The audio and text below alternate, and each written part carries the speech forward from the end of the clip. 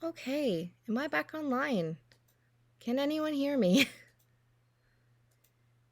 So sorry about that. Yeah, apologies. Everything just crashed on me and it took me a moment to get us back up and running. Okay, I think we're ready to go then. Did you want me to audio check or? Oh, go ahead and try and. No, I think it's actually my computer's fault for once. Ooh. Crinkle, crinkle, crinkle. Crinkle, crinkle, crinkle in everyone's ears. All right, can you guys hear done? Test, test, test. Alrighty. Woo! All right. All right. Yeah, but we all know she's not going to do that. Let me go ahead and kick off the recording. Welcome to the Tokotas podcast for January 15th. We're going to go over a bonding preview, a gardening preview, and a very special Constellations preview, in addition to a few other things. This is going to be fun today, everybody. It's going to be a lot of fun. Going to start off with a couple reminders. A reminder that if you want to use your Tokota for Tokotas, which is next month, you need to have their AOAs in by close January. Basically, what we're going to do is what we did last year, which is Tokotas sign up will happen during the group close period, meaning you will not have time in February to get your AOAs. So put your Tokos in for their AOAs in January. Additionally, you've got about half a month left if you're going to do any mail unlocks beyond the new limits. You've only got the rest of this month to do that. Those, as soon as we close for January, everyone's now just locked into unlocks at the new breeding numbers that we talked about before. All right? And finally, myself and another coder who's been helping me out have been going through the breeding roller and doing a massive cleanup of code. Just fancy coding things to make it a little easier for updates in the future. There is no garden alder. Sorry guys, I'm distracted by that chat there. But back on the breeding roller, we're doing some cleanups in the background. We're being careful. There should be no changes for you. But if you happen to see an error pop, continue to post it in that breeding feedback channel. We are actively looking at it to spot errors as they're happening. Additionally, you can, if you now that we're half a month into the new breeding odds and everyone's seeing it going, and you've had some time to think about it and process it, and you still have thoughts about the new breeding system, you're still welcome to post that in that same channel. We're more than happy to listen to your feedback. Now that it's in play, just let us know if anything has come up. If you have a new outrage or you find that you really do like it, we're happy to take both. Just please remember to be respectful. We want to have a conversation with you about what you don't like. Cool? All right. Cool. Got all of that out of the way. Now we can talk about bonding.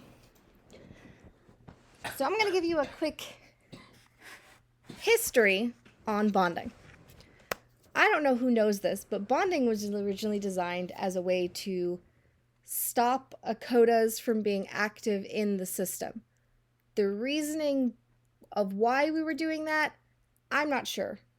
I'm really not. Another admin might know who was more active in the creation of Akotas, may know. But bonding and TCA were designed basically to just keep gatekeeping Akotas. To own an Akota, you were supposed to be TCA rank 5. That clearly did not survive making it out into the general space.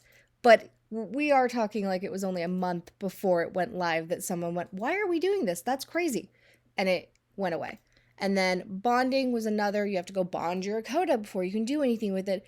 They were all it was specifically all for Akotas.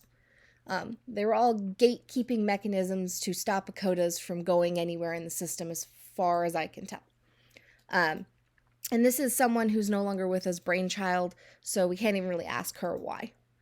That being said, from there, TCA kind of evolved a lot more. Tokotas got removed from it, and it's a really fun system that everyone runs. And then bonding got a big revamp, and it became a lovely early game system. So one of the biggest complaints that we've always had about bonding is, well, I don't need these bonuses. And if you're like me, who's been here 4 or 5 years, you have way more Tokotas than you will ever draw, and your bank account is pretty flush with items and such, you're right. A lot of those bonding trait bonuses aren't super useful for you because it's early game content. That is what the system is. We had a lot of late game content, we had a lot of mid game content. So when we went to look at bonding and pull it out of that gatekeeping for Tokotas, I made the call that it needs to go early system. And then our wonderful Cass started running it from there, and she was part of the revamp, and it became more of an early game system. So when people join Tokos, and we're always doing that conversation of like, hey, what's the first thing I should do? Go get a Toko and bond it. That's like your jump start to get you in and get you playing, and to give you a bonus that's really useful for someone who doesn't have a lot. And I hope that makes sense to everybody now why bonding is the way that it is. That being said, I don't want to use the word complaints because they weren't really complaints. It's just people lamenting like this isn't very helpful to them, which again, I don't blame because they're late game players. Most of us are late game players. You didn't have a lot in it, and there was a lot of lamenting, and Cass asked about making it better.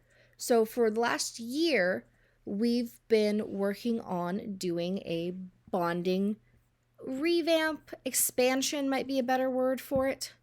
Let me grab my document. And basically turning bonding into a tiered system. So there would be a tier 1, tier 2, and tier 3 for every Tokota. So that means your Toko would actually get bonded into stages. So the first time you go, you bond at tier 1, and then at a later date when you meet other prerequisites, you can go to tier 2 and then to tier 3. It's not quite like the HU system, because in our HU system, these Tokos can't go and do certain things until they get to that level. They only gain certain bonuses here or there. Bonding is very specific to like you and your Tokota. The things that you would get can't be used by anybody else. When your Toko gets to Dom, everyone gets the bonus in breeding when they use your Toko. These things are just for you. And it's just another way for you to tell stories with your Toko and to have fun. That's what bonding is for. So tier 1 will remain early game. Tier 1 will not be changing from that. And that is the 5 traits that currently exist: prominent, loyal, baker, resourceful, and tenacious. You're not going to see changes to the tier 1 system. We did our revamp to that earlier in the year. A lot of stuff happened last year that ended up slowing this project. A lot of projects kind of got put on the shelf for 6 months while we caught up on other things that needed to be done, more core to the game we're playing right now, not to the future. So we did the first bonding, and then everything got shelved for 6 months, and it's now getting taken off the shelf, and we're going to try and push it through and get it moving. So for the current tier 1 bonding system, okay, let me look at my stuff. For tier 1, I have the prerequisites. Sorry. That done my attention there. So for bonding for this one, basically we have 3 tier 1 bonding prompts with a handler.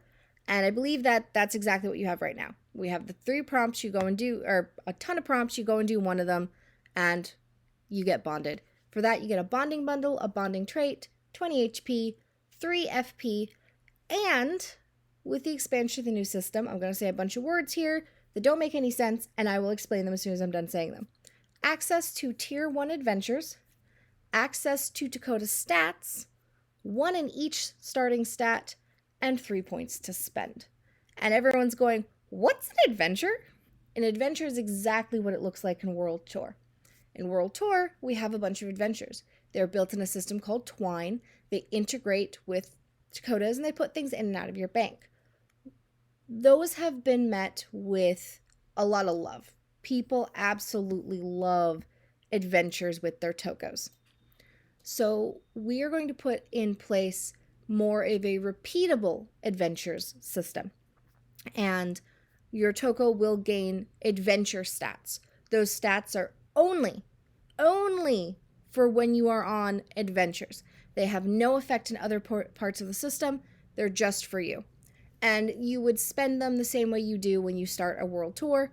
You'd be like, okay, I'd like this many points. The difference is they will be persistent. In World Tour, we don't persist stats at all. You just pick your stats for this adventure and go. In adventure bonding and adventures, you'll set your stats. There'll be a new page where you can put them in, and then they'll be persistent and loaded for you as you go on each adventure. This opens us up to having companions that are specific for adventures, traits that are specific for adventures, and possibly a totem that's specific for adventures. There will be limits, of course, in place of how many adventures you can go on a month. The limit will be to the player, and you can take Tokos based on that limit.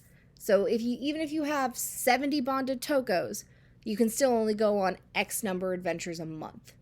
And you can pick which Tokos go on those. And adventures will be tiered as well. When you have a first level of bonding, that Toko can only go on tier 1 adventures. And you will, of course, get rewards for going on those adventures. They will be a site aspect, just like adventures are for World Tour. Okay? We have a couple of those written up, but part of the slowdown on this was they have to get programmed as well. And I'll have a little more on that later. So that's basically tier 1. You're going to gain access to a stats tab. You're going to be able to put the stats in there. It may be possible, this part's a little in the air still. It may be possible to gain more stats doing other prompts, more art-related and less site play aspects of the game. There may be ways to gain stats that way for you to pick, or to gain stats and specific traits when you're going to do this. That is still a little in the air. We are deciding it. Remember, this is a bonding preview. We don't necessarily have every answer, but every question is welcome. So that's tier 1 as we know it today, plus the changes that will be coming in the tiered expansion. I'm going to pause for a moment and ask for questions about tier 1 bonding before I move on. All right, we've got one so far. Go for it. Do the adventure stats carry over to any type of adventure that the group decides to do? Say I want to use a heavily statted Toko in the WT adventures, will those stats carry over? Not in WT, because WT was not designed with this bonding in mind. That's not to say there will never be an event that the stats carry over into, but World Tour won't be one of them. World Tour was supposed to be done before this kicked. Yes, and then World Tour has just gotten dragged out based on crap that happened in my life, crap that happened in other people's life, and the general state of crazy that the world seems to be right now. Mm-hmm.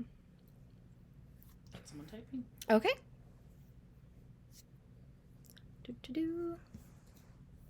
Give them a moment to type. Why am I purple? I want to be purple. What are you purple on? You look pink. Twitch. You look pink to me. Yeah. I don't type in there. I don't know. Type faster. Are there any benefits besides the adventuring ones? You mean besides getting free FP, 20 HP that you can't lose, a bonding bundle, and bonding has some stacked rewards. Bonding bundle, bonding trait, and if you've got the trait doesn't go away, it's non-hereditary, so it also doesn't count against your trait totals. 20 HP, 3 FP, and for traits at tier 1, a lot of you know these, but some of you may not, so I will state them again. Prominent, as Toko has a low chance to roll average pups in breeding that don't normally have average pups, meaning a average Toko with prominent on it can still pop average rather than sub pups.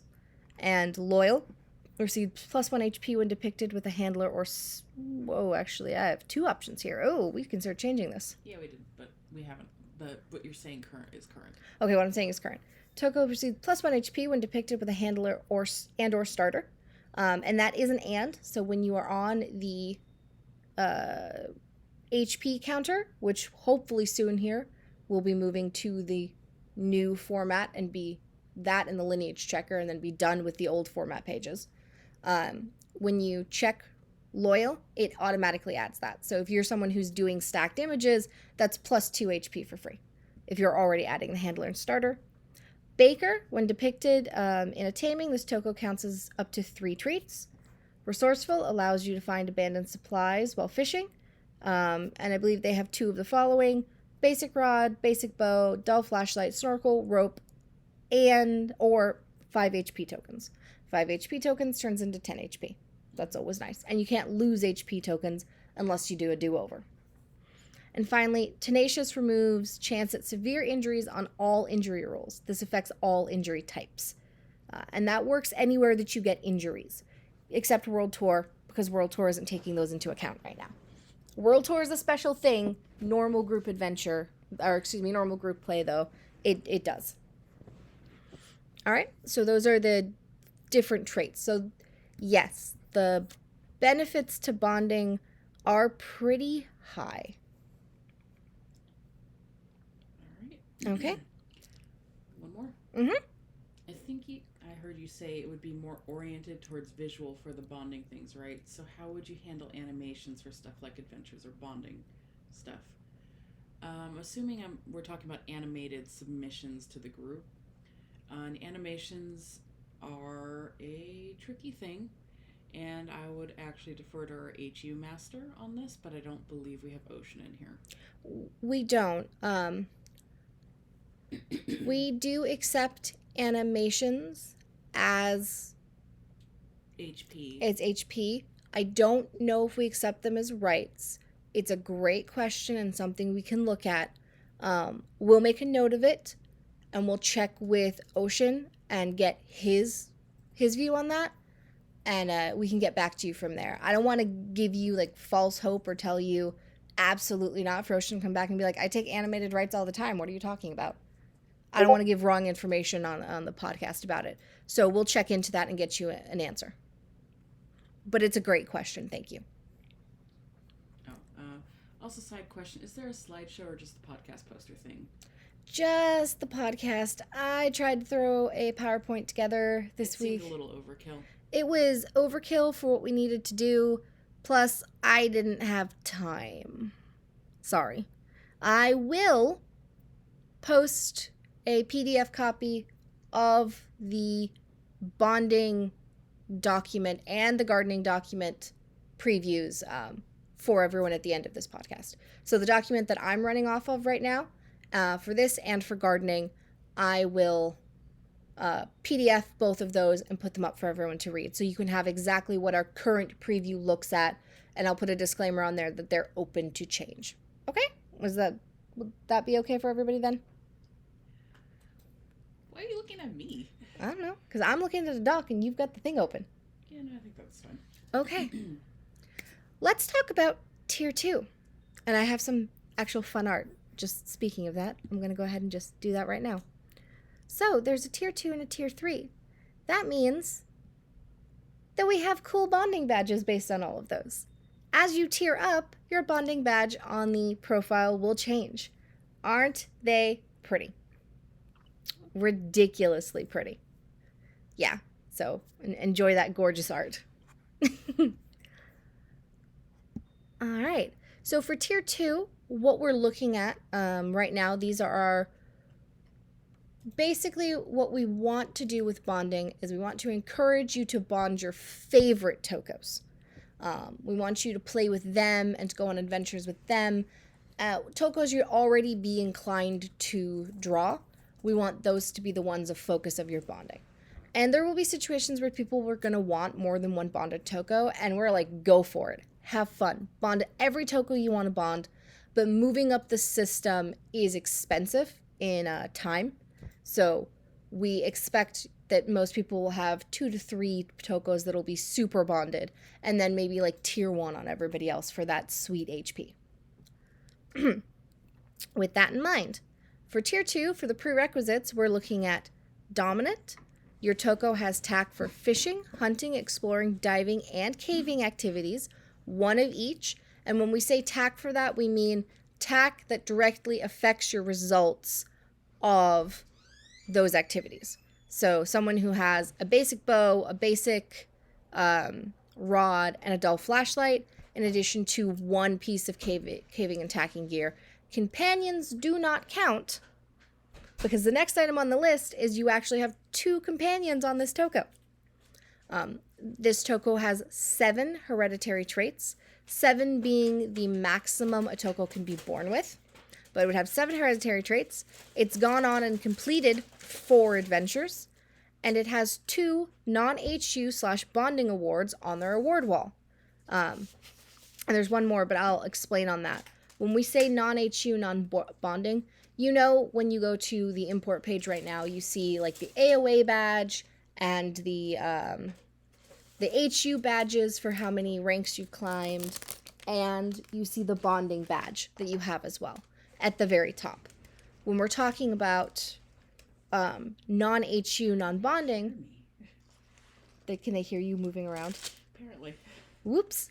So sorry about that. Our coffee just got here. Our coffee just got here, and apparently this new microphone's really good. Yeah, it was across the room. Done was across the room. Wow. So we're talking about having a PvP badge, a Dakota of the Month badge, a CE's badge, a World Tour participation. World Tour participation, or a Brawl award. Something like that. Those things. Everything but the little badges that show up at the top. And you would have 2 of those on your award wall. And then finally, the art component of basically the rights component of moving. We all know the Tokos format. There's always something you do to move from one to another. We would be looking for 1 tier 2 narrative bonding. That means we would basically give you a whole bunch of different prompts, and then you would create 3 singular submissions, either art or lit, because we want both, telling the story, any story you build in one of these themes, in 3 submissions. So we're expecting like a beginning, middle, and end, and a narrative flow between them. So these would be linked submissions where you maybe started in the mountains and then you end up following some trail towards fighting your fears.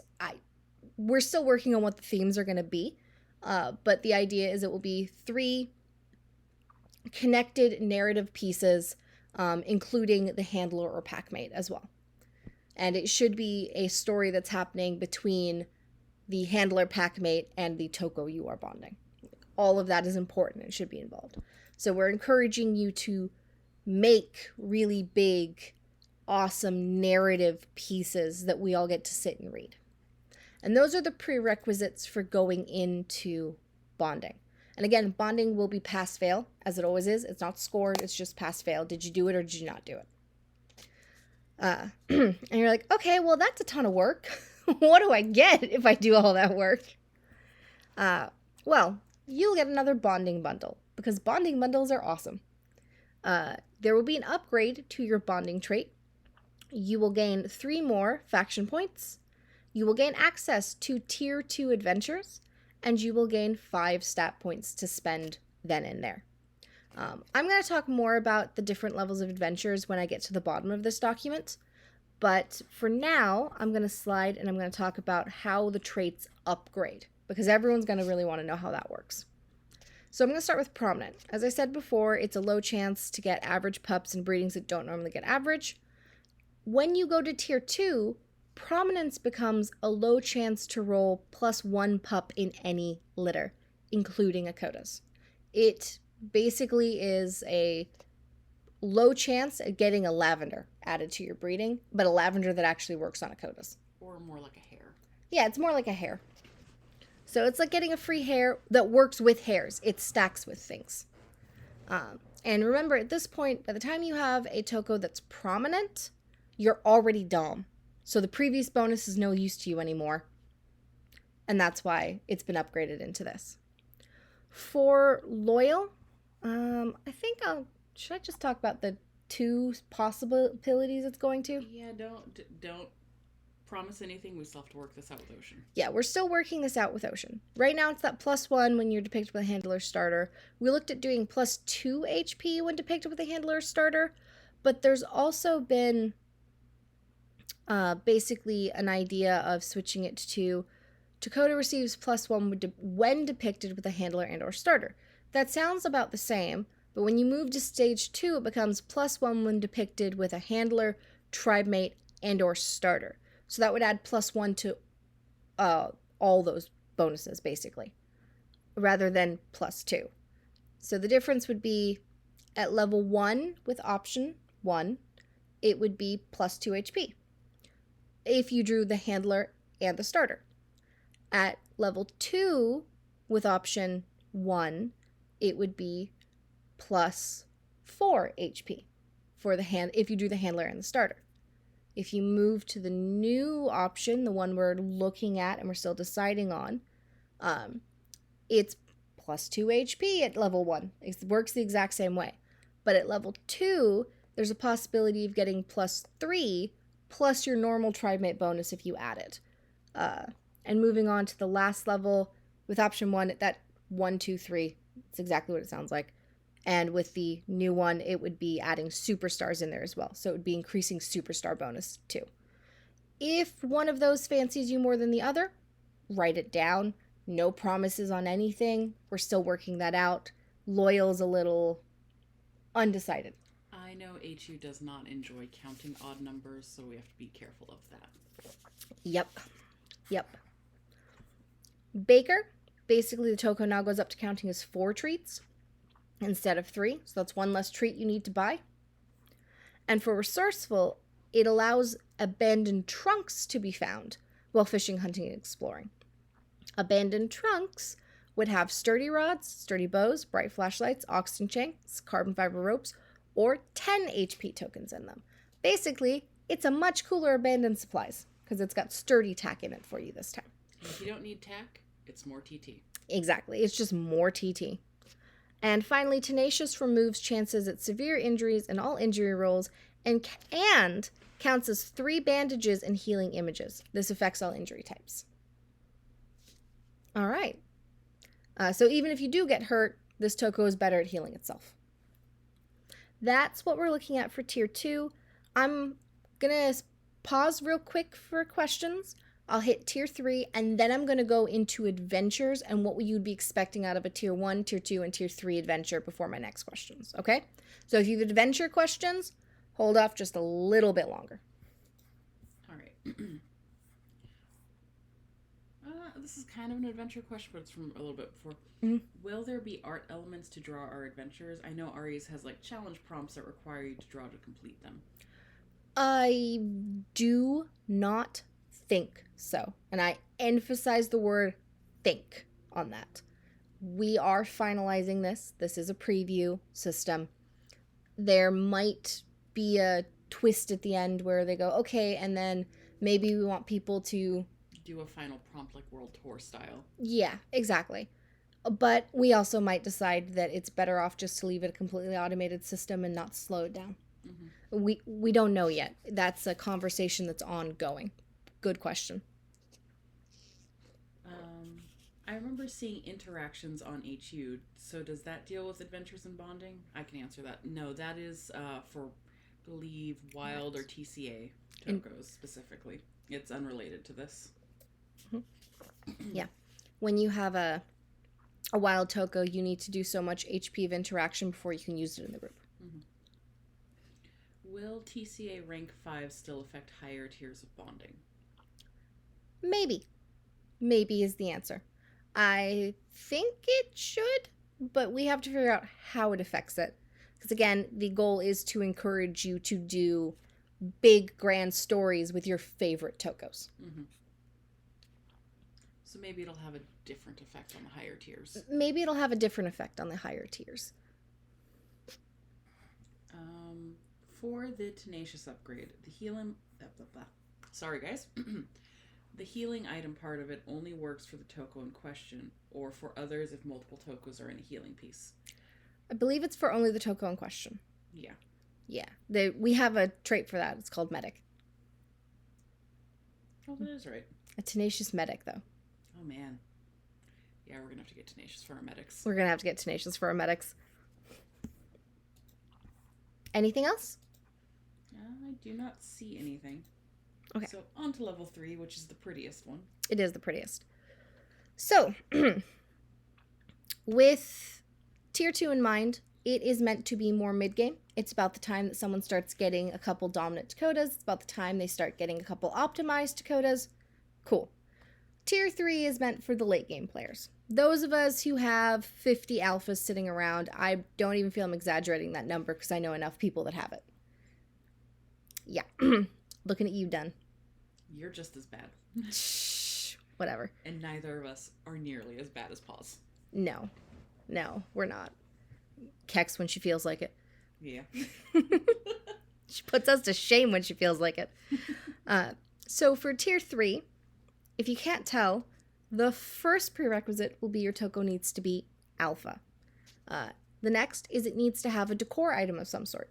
Decor item would mean anything that's categorized as decor. There's a category for it, and it shows up in decor on your import. So Scar Pack, small item, large item, Borgasone, Six Zone, Melanix Charm, Sivo's Charm, Nagi Charm, August Frame, anything like that. One of them. It just needs to have one. I don't want anyone to go, but I can't make line edits. Cool. Put a background on it. Have you met Nagi's Charm? Yeah, have you met Nagi's Charm, where you literally slap pre-designed decor on something? Throw a frame around it, because then you don't even need to cut the Toko out. All right? It's fine. Any one of those counts. You need one slotless companion. That would be any one of the plushies, any one of the rocks, any one of the dinos. There might be a couple more floating around out there somewhere that I'm not thinking. The Toko... Icky? Yeah. So any of those, you need one slotless companion. You need one soul pool blessing. This cannot be a companion because companions can be removed. So you can't keep jumping your spirit dove around to get this bonus. But any other bonus that's in the soul pool blessings. This would include if you removed infertility from your Toko at some point, as long as you can provide as a comment, this Toko has had a soul pool blessing. I don't think it's infertility. I think it's defects. If you remove a defect with a heart, then you can do it. This Toko needs to have completed 8 adventures and has 4 non-HU/bonding awards on their award wall. So 2 more than the previous level. And I'm not talking first places. Like a third place is good. Anything that gets a award on your wall counts. PvP trophies will count. Questing trophies count. Exactly. Anything like that. And then you need 1 tier 3 narrative bonding image lit with Packmate Handler, but this time it would be 5 images. So like our good old RODs of old. Yes, like our good old RODs of old. And this is for a Toko that you have already alphaed. Even myself, with as many Tokos as I love, I kind of only expect I'm going to do 3 or 4 of these. I might take a bunch more to 2, but I don't know if I'll take everything through the full length of coming up with grand stories for this. I think we have 2 pairs that we would probably take to this. Yeah, I can think of 2 of my Tokos. I can think of 2 your Tokos, and we would do that. We will likely allow some level of collaboration, because we love collaboration in this game. We want everyone to work together. That's part of the conversations that we're having right now, is to what level of collaboration can we have? Can we roll this a little more like POTAs, where if you work on it with someone, you can put 2 in there. Just unlike POTAs, they have to be your Tokos. So those things are in. We know it's asking for a lot of work. and we'll try and find a way to make it not just a solo slog, because this is a community.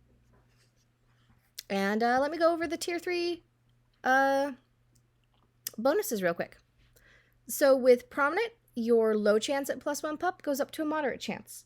When we say that, I usually mean it ends up getting doubled, but I don't put the actual number down because I'll need to play around in the roller and find something that works. But you're looking at a moderate chance. So again, like maybe a slightly better hair or at least as good as a hair. For Loyal, we talked about that before. That's going to be the +3 or the +1 to 4 different bonuses. Baker, it now counts as 5 treats. That's right. Your taming Toko is now its own treats. Especially if you've got a dog. A dog totem. Resourceful will allow the ability to find an abandoned carrier while fishing, hunting, and exploring. 2 of the following: stoats, wolverines, otters, salamanders, seagulls, or 20 HP tokens can be found in those. And finally, Tenacious. Removes chance at severe injuries from all injury rolls and counts as free rarity healing in healing images. This affects all. The free rarity, so that basically means it would count as the free level crafting item in a healing image. There's 5 of those. I think like cold compress, heating pack, those ones. Yeah, those are our free level ones. And this would count as one of those in your healing images if you got hurt. All right, so that's the tier 3 and the bonuses. While I am not asking for new ideas for traits, these are not set in stone. They may change. Your opinions are extremely welcome on them in our podcast feedback channel. I may put a bonding feedback channel specifically for them, so keep that in mind. But I want your feedback. I'm trying to say this correctly. I want your feedback on those traits and how you feel about the bonuses and the prerequisites. I also remind you to please be respectful. A lot of people have spent a lot of time and effort trying to come up with things they think everyone would like. These are people who also play the game, so this is things that they would enjoy having as a trait. And I want to know how you feel about it. I'm just reminding everyone to please be respectful in letting us know. It is perfectly fine if you do not like a specific trait. I would like to know that. I just don't need it to be screamed at me. Cool?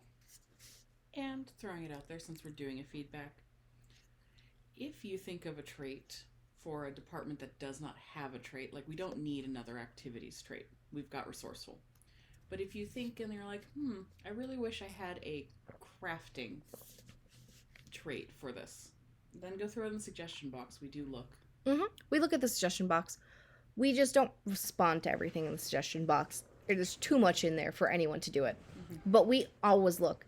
Dunn and I have a calendar reminder at the start of the month to go and check the suggestion box during close. Every single month. So someone's seen it if it's been there for at least 30 days. All right. Questions for tier 3. Does Toko Teddy count as a slotless companion for the tier 3 rec? I don't see why not. Count. It is one. As long as it says slotless on it, then yeah. Yeah. Of course it does. How do you get a soul pull? I'm so sorry. A soul pull blessing.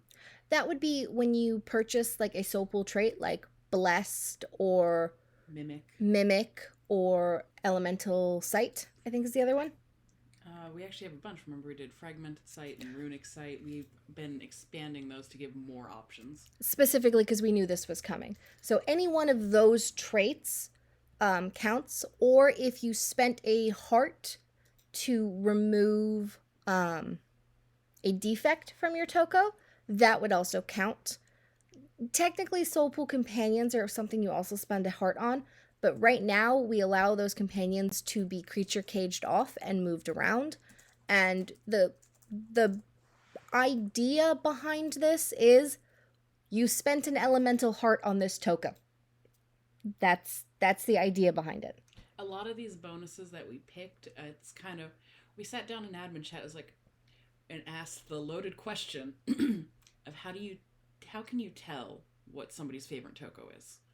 And the things were things like, are they loaded up with slotless companions? Do they have decor on them? Do they have they spent hearts and all this? Mm-hmm. And, you know. Yeah. Do they have blessed and elemental sight? You better believe they love that Toko. Mm-hmm. And I mean, there's also ways of like you have a stupid amount of art of them, but looking for the quantifiable thing where it's not just HP counting again for us. Exactly. So this is not HP relevant at all. Doesn't matter how much HP you have for that Toko. Mm-hmm. Doesn't matter if all of your HP is in HP tokens because you don't have time to do the art. If you've got all these other things, then clearly it's one of your favorites. And thank you for actually saying that, Dunn. I blanked that that's the question we asked when we did this. So it was, how do you know someone's favorite Toko? These. Okay, well then those are the things that are the prerequisites for this. Mm-hmm. How specific will the story prompts be, / how open to interpretation would they be? I already have some story ideas for Toko and I'd like to get bonded. I guess I'm just trying to figure out if I could potentially turn them into bonding stories. I think our overall goal with this is not to have like, you have to fight Fenrir. No. Not that kind of thing. It's more in the vein of the old RODs of, you have to face your fears. You tell us what that fear is and how you do it. Yeah. At this point, these are your favorite Tokos. They have a personality in your head. And we are trying to not tell you the story you have to tell with that Toko's personality. Because we run into it in events and quests and all that all the time, where we're like, okay, we gave them 3 options. And they're like, yeah, but my Toko would run away from this situation. Okay, well then, we'll probably aim for about 10 to 15 themes that we want you to hit. And we'll ask you to incorporate like 2 or 3 of them into your stories. And likely ask you to tell us how you incorporated them in the artist comment for everyone's sanity while dealing with this. Or judging these and reading it through. It'll be more like a lore, like how we had to score lore entries more than how we score rights. Exactly. So we'll throw themes down there, and they will be some open themes, most likely open themes. Things you're afraid of, things you love, things you a challenge that must be overcome with complications, things like that. We are still a little open on it, but I believe the answer is they're going to be more open-ended than closed. It will not be, go to the top of the mountain and give Fenrir this. Though Cray is suggesting that the only prompt available should be, it's your job to measure Fenrir's teeth again.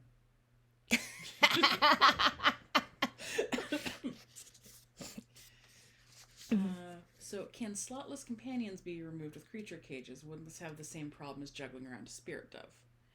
They can, and it would, but it's a little different than the heart cost. Slotless companions, like the Toko Teddies, can be super cheap, but it's just the fact that you've given them that extra little bit of love. Exactly. The Soul Pool Companion is expensive. There's no way around that. It's always expensive. And if they were not removable, they would be completely acceptable for the blessing. Mm-hmm. I don't think everyone wants us to take away their removability. I mean, we did discuss. And the admins were not for it. I respect that decision. I'm cool with that decision, but it did mean that they don't count for bonding. Because it's a lot cheaper to buy a creature cage than it is to get a heart. Mm-hmm. But it's also some string, a needle, and some... I think it's linen to make a Toko Teddy. Mm-hmm. Not to mention how many free plushies and such we throw around all year. Oh, yeah. I think we still have one more major deity to come out. I wonder when that'll be. Well, I have the art. I am not getting up to make another slide. No, I've shown them already. Go check announcements. Scroll back and look for things Jill posted. It's 90% spoilers. All right. Any other questions about those? I see Furrion typing. I'll give Furrion a moment to type. Oh, that coffee's good. I I know, man. I should have gotten up earlier to just go drive and get us coffee. Perhaps. What? I'm not gonna throw you under the bus on the podcast. Oh, shoot. I wasn't telling them you were ever late. Mumble, mumble. With the new tier upgrades coming, will it be possible to redo a bonded Toko's bonding rights to change the trait that's already on it for those Tokos we bonded before? But maybe now it's a different traits, new upgrade that would be better for whatever reason.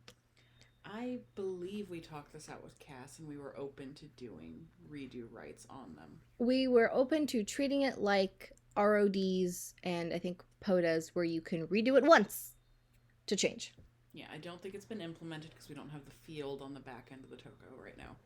I don't think we do. I didn't see it when I was in the import page because that was my check to see if I'd done it or not. But I believe we're going to allow it. I don't think I have a reason why we wouldn't allow it. And obviously, I'll run it by people and make sure no one can think of something. Mm-hmm. And then maybe when Tier 2 comes out, we'll implement it. Yeah, that sounds like a good plan. Mm-hmm. All right. Can I go on to adventures? Yes, you can. Also, Disc has pointed out that you already threw me under the bus. Yeah, you threw yourself under the bus. I just clarified. But yes, no more questions. Okay. Adventures. So what are adventures? I already told you that. Adventures are the same as you see in World Tour. For anyone who has not played World Tour, it's probably gotten a bit of a download in the chat at this point. But World Tour, you come in and you're given a pin and you put in your Toko's ID, its name, and the pin. And that hits our database, pulls information about your Toko over, and links it to you on an adventure.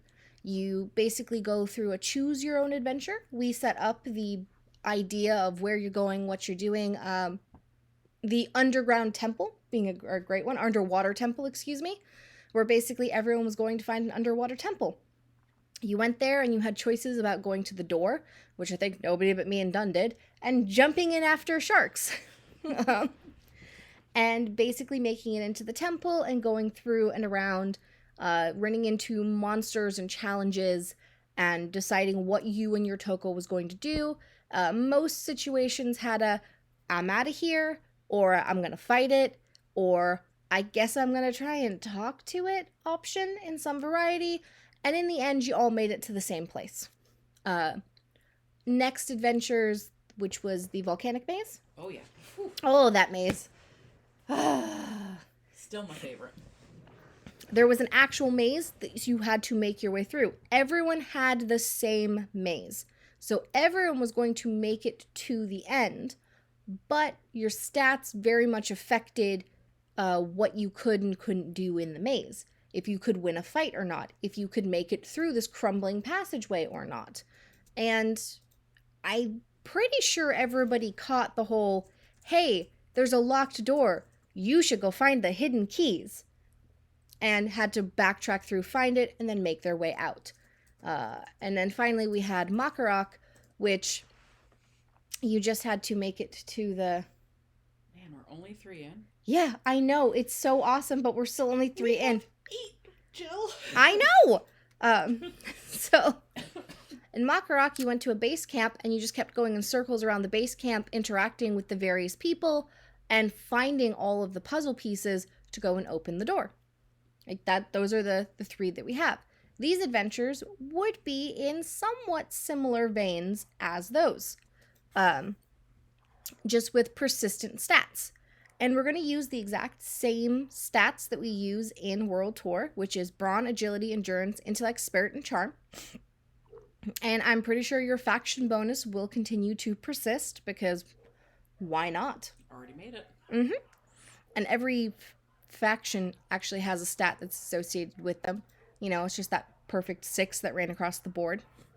And your Toko will have those stat points. They'll be able to gain them and you allocate them. We have talked about it, and there will likely be some way for you to completely redo your Toko stats. It will likely cost you a ton of TT. We're not a big game on USD functionality, so I don't think we'll put things like Actually, I'm not even going to say I think. I know that while I have a say in the matter, things like resetting your stats will not be in the USD store. They will be in the TT store or crafting. We have to beg you for a decor item some days. Decor items are not a functionality win. They're just really pretty. So decor items all you want. And you don't give me large items for USD. Probably because I'd bankrupt my real life self. Yeah, you can't. No, that's bad. She seriously tries. Every other month, she's like, I'll pay Tokos like $40 for large items this month. And I'm like, stop Just it. put them in the store. I'm like, no. But there will be ways to reset, respec, do all of that. They will likely be in the TT trading post. Because while I have a say in it, things like that will not be in the USD store. As like a normal thing. Would we do crazy things on a sale fundraiser where we're doing a charity event? Probably. But everything's up for grabs at that point. But they won't be a normal USD store piece. All right, so that's stats. And I have it written down here that they may be increased through adventures and ranking up in bonding. So, okay, I intended it for adventures to rank up your stats. Cool. Well, I mean, we already have those kind of coded into the system. Why not just make them persistent? Exactly. And this time, your traits, like Tenacious, will actually have effect in these adventures. So, your attack, your traits, all of that is relevant to adventures will be pulled into adventures. We're trying to build like one grand engine that we then slot adventures into and go from there. All right. So what's the difference between these adventures? Here's what I got written down for it. Tier 1 adventures. Adventures should only be a basic 5 to 6 page story and provide the equivalent of an average hunting, fishing, or exploration roll and prizes. This would be at max 3 free rolls without art a month. Oh, apparently I decided that it was going to be 3 adventures a month. That number was not arbitrary earlier. It's actually what I had said. Apologies. This would be a max of 3 rolls without art a month. Does not provide any star points. You're like, what's a star point? I'll get to it. Challenges should be very easy to medium in difficulty. There is a system in the back end for anyone who hasn't figured it out yet that there's a target number you're trying to hit, depending on how difficult the challenges are in World Tour. The higher your number, the better chance. And we're taking that same challenges target number system and moving it over here to these. I mean, a lot of these people have done it. We could just explain, like, Tanya Tartok was our easy. Yes. Narnvok was our medium? It was Narnvok was still easy. It was easy, slightly more complicated because there were things you could go and do. And then Aluric was medium, and I think Mockrock was our hard. Mockrock is still technically on the upper end of medium. That's fair. Okay. That's right. Nope, Badlands is supposed to be. Badlands was going to be our first run at a hard adventure, and if it went badly, then we would scale right back down in the next section. Because we already warned everybody who was doing World Tour, we're trying new things with this. We don't know how it's going to go until it goes. Mm-hmm. And we'll adjust as best we can. So those would be tier 1s. They'd be very simple. They would be on par with like the underwater dungeon, probably even shorter. More like the Tanya Tartok walking around the port. Tier 2 adventures. They should be about 6 to 10 pages and provide an equivalent of a decent activity roll. Yeah, apparently I used vague language on this. My apologies. Average would be most activity rolls you get back are, a couple sticks, a pelt here or there, but not necessarily the top tier items. We all have super lucky rolls, but your average roll that you get back. Decent is when you look at it and you go, ooh, I got 3 sticks. Nice. Mm-hmm. That would be... Ooh, I got Alder. I got an Alder. Yeah. Something like that. And again, it would still be 3 free rolls without art a month. And 1 to 2 star points are possible. Challenges should be easy to hard in difficulty. Finally, tier 3 adventures should be 10 to 14 pages and provide the equivalent of a good activity roll. That does not mean every roll has to have a hard stone in it, just perhaps more items than average. This would be a max of 3 rolls without art a month, and 2 to 5 star points are possible. Challenges should be hard to extremely difficult, meaning you need well-statted Tokos to do well in these. And we're looking at doing 3 a month, meaning there's not much reason to have 30 bonded Tokos. it is fair to say that part of this is a gatekeeping mechanism on time. We included in the prerequisites that you need to have like 4 and then 8. Well, there's literally no way that someone can do that in a month. It's going to take at least 2 to do the second level. It's going to take at least 3 to do the third level, and that's only if you focus on a single toko. It is a gatekeeping mechanism. That is why it's there. We're not hiding it. We're not lying about it or pretending it's not. It's just to keep a good pace so that someone doesn't jump through everything and then have nothing to do. Exactly. It's a very normal thing that happens in game design. All right, so those would be it. And I know we have a couple that were written right before Pause left us in June, July area. She had started people writing a bunch of these. I want to say I have like 2 or 3. We have 2 or 3 of the level 1. Of the level 1s, yep. And I have a stats page that is not in the new style, so I need to move it to the new style, but it's almost done. And the fields do exist in the database for these. So we have the startings of that. We got slowed down because Twine. We need to get Twine up and going. And in December, I attempted to get people trained and then ended up just too busy / burned out to get it done. Well, we spent most of our December on the breeding changes, which were much more urgent. Much more urgent, yeah. So that'll be fun. All right, but that's how the new bonding expansion is going to work, which branches into the concept of adventures, because people loved adventures. We want to do more of it.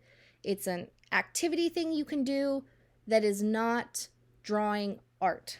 I know that in Tokos there are 2 currencies, time and money. And those of us with more time than everybody else can churn out more art than everybody else. Those of us with more money than everybody else can pay for more art than everyone else.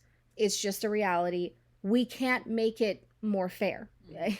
I can't walk up to Dunn and be like, well, you make too much money, so you're not allowed to do this. That sounds ridiculous when I say it out loud. It's the same for time. I can't walk up to a player who's, got 30 hours a week to work on art versus the guy who's got 5 and be like, you can't do this because you have more time. We have limits in place, and that's our gating for that as best we can. Mm-hmm. Adventures and all of this is kind of like falls into the same category where we're going to do the best we can to keep it fair, but we apologize. If there is a better way to do it, we're not aware of it. Yep. All right, but that's adventures. That's the plan. And adventures, you heard me say the words star points. Are you going to roll right into that, or are you going to take questions? I'm going to take questions, and then I'm going to go to gardening, and they're going to have to wait. Wow, that's mean. Yes, it is. All right.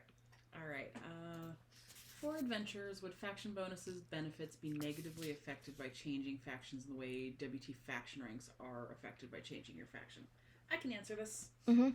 So, faction rank is currently isolated to WT. When we finish World Tour, there's a possibility that I'll be like, okay, how do we make this a long-term system? But right now, it only affects WT. Mm-hmm. It only affects WT brawls. Correct. She is very correct. Ooh. Was that 3 adventures of any difficulty a month, or 3 adventures of each difficulty a month? Good question. I mean, if you have... Okay, but the difference between 3 and 9 is it's 3 times as many. So I do need to sit down and see what it means when you get 9 extra activity rolls a month. How that affects the system, and also talk Azlua into it. Yes. Okay. I'm pretty sure the knife is already out. I don't know. My Twitch chat keeps disconnecting, so I don't know. Alrighty. Any other questions there?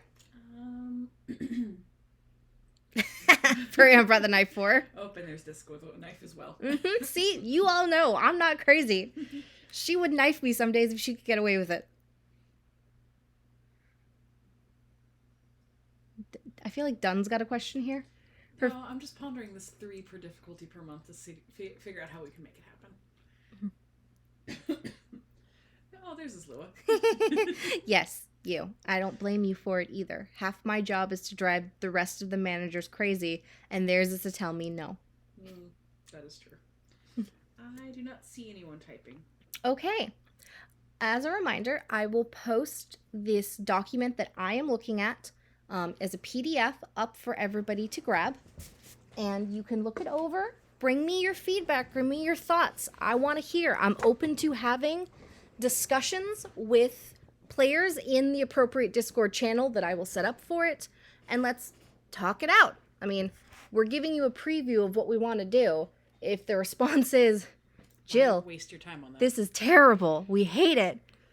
I have other projects. I'll move on to something else. All right. Oh, it does depend on a bit if there are items and if a bit on the items and if there are penalties, failures, involved injuries. Oh yeah, there's injuries as Lua. Oh yeah. It's like WT. Get your Tokos so messed up. Mm-hmm. There will be injuries. I think Laika walked away with like 3 severe injuries from the volcano maze. She did. She got wrecked. It was so funny because it was like the last 3 rolls she got so wrecked on. Mm-hmm. I just drank your coffee. Yes, you did. I so sat sorry. it over there. I'm so sorry. Done stealing my coffee. All right. So that's bonding and adventure. It's all part of a grand plan that we have to make more fun things for you to do that shouldn't overload you with too much art to do at the same time. Yeah. Okay.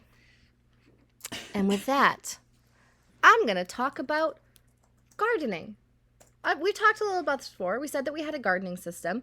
And actually, Strat wrote up an awesome document for us about how we were going to do this. We talked about it one day in admin. No, we talked about it in general chat, I think.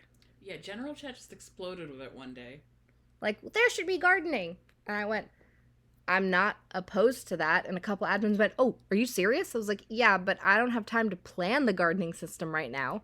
I've got other things to do. Have you heard of the bonding expansion and adventures and star points and world tour and the breeding rebalance? Like, I don't have time for this right now, everybody. So a couple admins with Strat leading the charge took it on and wrote me an actual proper proposal for me to yes, no. And I did yes, but, and made a couple updates to it and changes. But I have a pretty cool gardening system right here, and I will also show this as a draft to everybody. Basically, you're going to have a page that you can go and garden. Gardening is going to be an account-wide system like crafting. In crafting, it's not based on a specific toko, especially not anymore, and it's based on your account. Gardening will work the same. You will have a garden you can go to. That garden will have so many slots in it that you can basically plant in. And let me see, what do I have right now? We're talking about how many you start with, how you get more, where we go from there. But, okay. Right now, the current process that we are testing around, and keep in mind, if you thought the bonding preview wasn't ready for public consumption, this is possibly less. You are just getting a look at the crazy things we're going to try and do in 2022. Dan's giving me a look. I'm going to have to clean this up before it goes out. Yeah, I don't know. Strat wrote this lovely. I can read this. To begin in gardening, you must obtain a gardening shovel or pack from the trading post. See selection, bonus, new items, etc. Once you have done that, your first plot in gardening becomes unlocked for free. Okay, I'm not going to keep reading it like that the whole time. You must purchase and open seed packets to interact with the gardening page. Most plants can be attained via the trading post. To start, you purchase one new item, like specific seed packet or a random seed packet in the gardening section. They come in basically rarities. We're a little back and forth on if you know what you're planting before you plant it, or if you put random seeds in and find out at the end. Like there's little back and forth about how much visibility you have on what you're planting. But you can get things like cactus or honeysuckle, elderberry, foxfire, blackthorn. We have some new plant assets laying around that we're going to use for this. And then we're possibly going to allow things like blueberries and raspberries and strawberries and alder. Pumpkins. I saw you guys trying to tell everyone we were doing alder up front. Jeez. So that you could possibly grow. There will be, the way planting is done, it'll be done in phases where you'll go to basically one of your slots. And the first thing you'll need to do is till the soil and spend dirt to plant anything. That's why we made dirt. We made dirt for this. We will have ways for you to get dirt, but you'll need dirt for every, basically, is it slot? Is that what I'm looking for? Is that the right word? Plot, thank you. For every plot of gardening that you're going to do. So you'll till and you'll spend dirt on it. Afterwards, you'll get the option to plant a seed. Basically, you can pick from your current seeds or the random seeds, anything that you have. And you'll basically put it in there. Plants are going to take somewhere between 3 to 7 days to grow. Right now we're talking about their growth based on the rarity of the plant. And you need to water the plant every day. So you'll need to come back and water it every single day. We don't know if there will be a wither chance or not right now, where if you go, let's say it's a 3-day grow and you don't water it at all, is there a chance it'll wither at the end? Or is there a chance that you'll lose it in the middle if you go like 3 days without watering it? We're still kind of like working some of that out. We don't want this to be an annoyance for you, but there should be some level of you come back to the page and do things to interact with your plants. Mm-hmm. So you pop on in the morning, handle your garden, and you're done. There's talk of basically having fertilizers that you can use to also add to your watering, which would make things maybe a chance at getting something rarer in your random seeds, a chance at getting more, things like that, getting seeds back when you harvest. But once your plant reaches 100% growth, and we'll probably show you like a little bar of some sort at the top that lets you know how close this is to being harvestable. Once you harvest it, you'll get all of the items. Some may just be TT fodder, others will obviously be usable for crafting, and the more plants we have, the more recipes we can integrate them into and start using them for. And that's kind of what we're looking for gardening. It's just a fun little supplement. There'll likely be UTs for it, like a digger that's better at tilling soil and doing all of that sort of stuff. And the goal is just a fun way for you to interact with the community and to grow a garden and kind of supplement some more of your activity rules. We know not everyone has all the time in the world, and gardening would allow them to get some items for crafting without having to go do activities, but it wouldn't replace doing activities.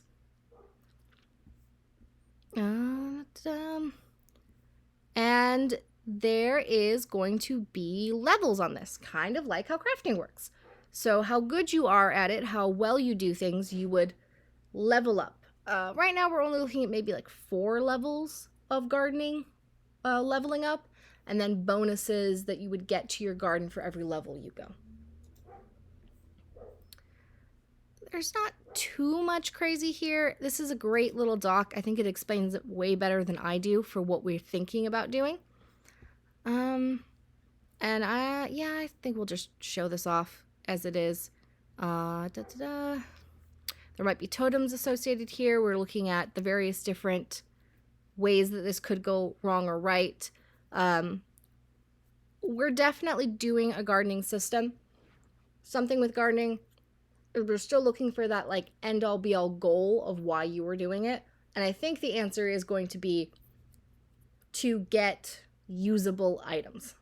You're not going to walk away with the Stone of Ipac out of the garden. But you can spend your week getting yourself that alder you really need for those Ewa stones. Exactly. You can get yourself some of those more plant-based items that you really need. And with new plants means new recipes. Also maybe a recipe rebalance to get some stress off other things. Exactly. We may look at a recipe rebalance to get some stress off of certain items and make it so they're growable. And everyone will be able to garden. There will be no gatekeeping into the gardening system.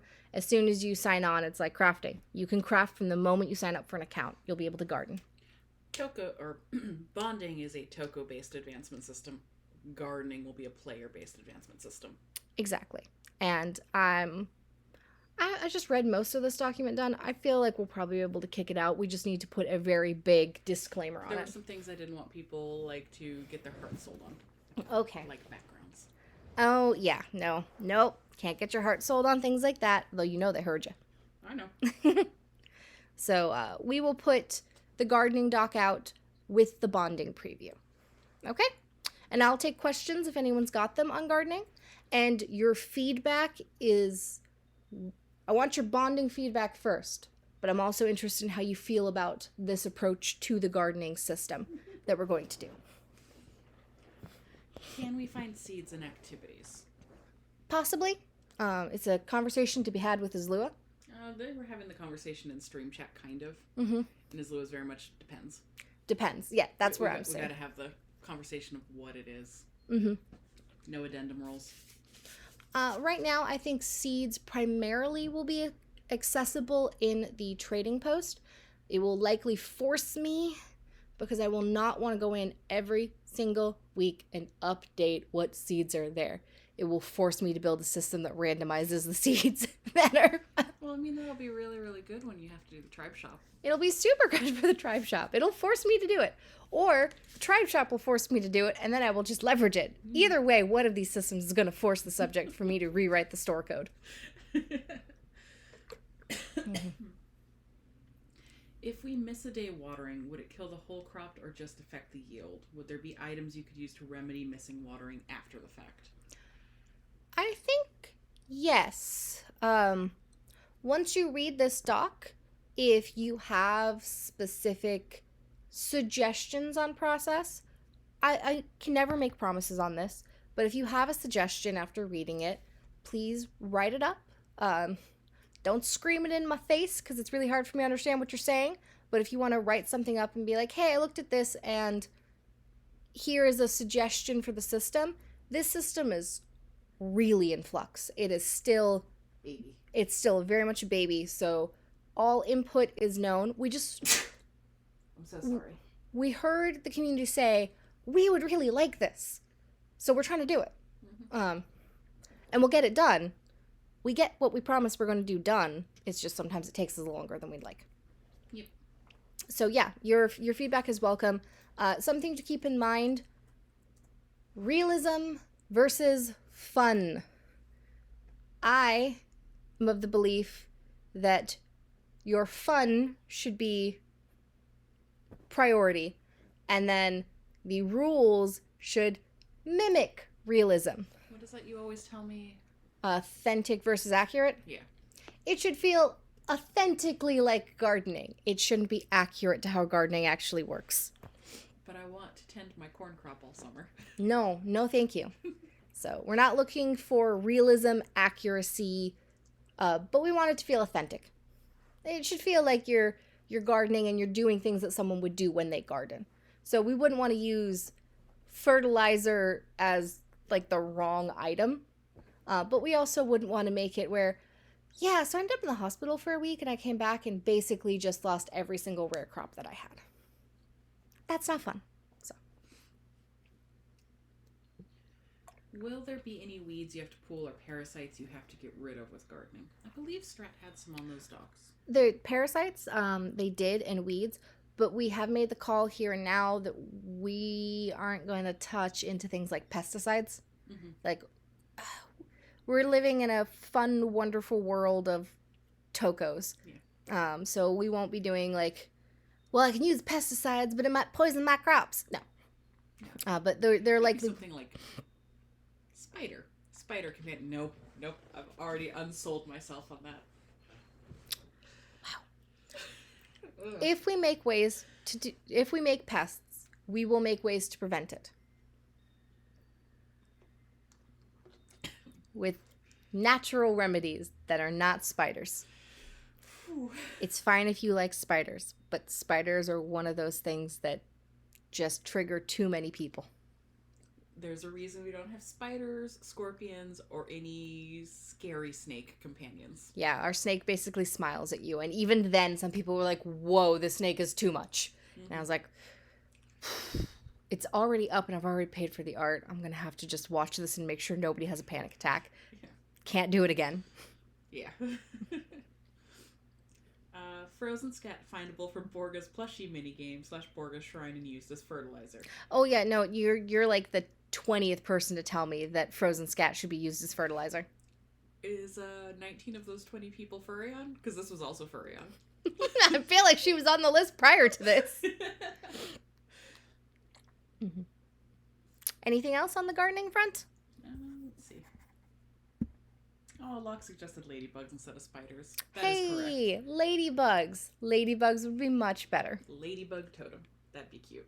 We could probably do a ladybug totem. Protects your garden. Disc. Melanix bug eating solution. I feel like that's just that he eats the souls of the bugs. But yeah, no more questions so far. Yeah, but okay, if Milanik did something to help you with this, he would then take your firstborn plant every single time, and it would always be the one with the unique trait on it. You know, when we made Melanix Sprite, and everyone was like, can we see the pup that he eats? I was like, I guess. I didn't realize what a cruel, cruel companion that was. Mm-hmm. Mm-hmm. It is. It always eats like the best pup. It does. And we set it to always be the first pup, so there could be no, like, well, the roller just figures out which one is the best pup. The roller doesn't know what you would consider the best pup, BTW, and then eats that. So we were like, first one. Somehow, Melanix Sprite is just cursed. Yeah. It takes your golden child. Mm-hmm. Every time. Oh, I'm sorry, Scry. What have you done? Notice everybody's crying about Melanix Sprite. All right. Didn't I give you other things, or are we still on the bonding? No, that was the end of gardening. I'm ready to move on to the next system on my agenda, unless there's something else, any other reminders I need to give in the interim. I don't think so. Also, after this one, apparently I've written start raffle. You should figure out what we're raffling. She wants to swear at me. Blah. Oh, wait a second. Did I have something to show? That's what I was checking, but I don't know when you're doing those. I know one of them's at the end. Yeah, that one's at the end. Actually, both of these might be at the end. Okay. Or you know what? Let's do some fun right now. Will I go scramble for this raffle? Well, you go scramble for that raffle, and I gear up for the likely explosion of chat when I talk about star points. So... Oh, hey, that is not what I expected it to be. That clearly didn't work. Nerd. I say, Okay, hold on. Look, I'm not a professional streamer in any way, shape, or form. If you've been here for even one podcast, you know that. There it is. That's what I was looking for. Hey, everybody. Tokotas is on its way. That means all the fun is coming for next month. We're going to have our normal Tokotas slot match thing that I don't remember what we call it. We're going to have Tokotas on the site, working the same way it worked last year. And we're going to have an art entry raffle. Exact details to be determined on what you will be turning in, but I feel like it's going to fall somewhere in the line of like the snowfall carts. To get a 75% dyer if you win the raffle. Right now, we're looking at the first Lost Son of Fenrir to go as a Geno for some. Actually, I thought we were doing a designed upload on him. Okay, apparently I'm getting a designed upload. I need to put that on my to-do list to get done today. Shame. And the rest will be starter slots to one of our many new awesome 75% dyers. Okay? So those will be the prizes there.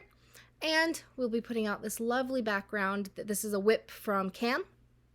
She has been starting on a lovely Tokotas one. I love the candle and the box of chocolates and all the little cards laying around is this lovely red scene. So yes, very excited about that. Loving on that one. And second reminder, you have your AOAs done in January if you want to use your Toko and Tokotas. Locke, how did you not know that? We had a whole contest About designing them. Oh my god, is this why we didn't get a lock? This is why we didn't get a lock design. She missed the 75% dire design costume. Oh, lock. Did I not say that?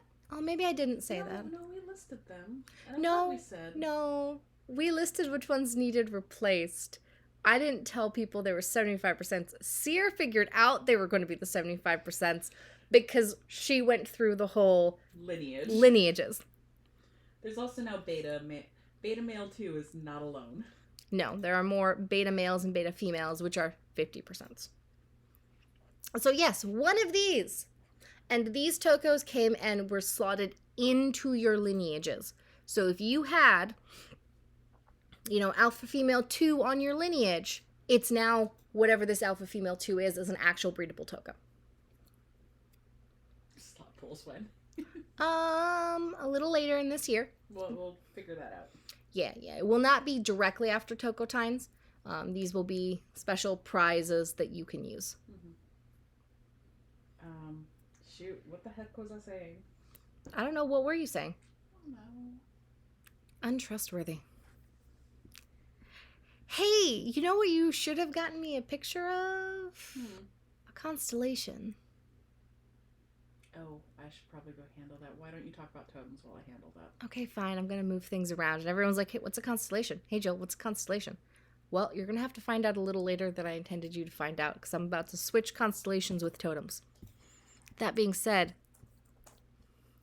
hey, everybody, we have a bunch of new totems coming. Dun, dun, dun! We are working on them right now and pulling them together for you. Yeah, that's the one I want. So we have a bunch of new totems coming. First up in the corner there, we have the Budgie that has been designed. Budgie is going to be part of the bonding expansion with adventures.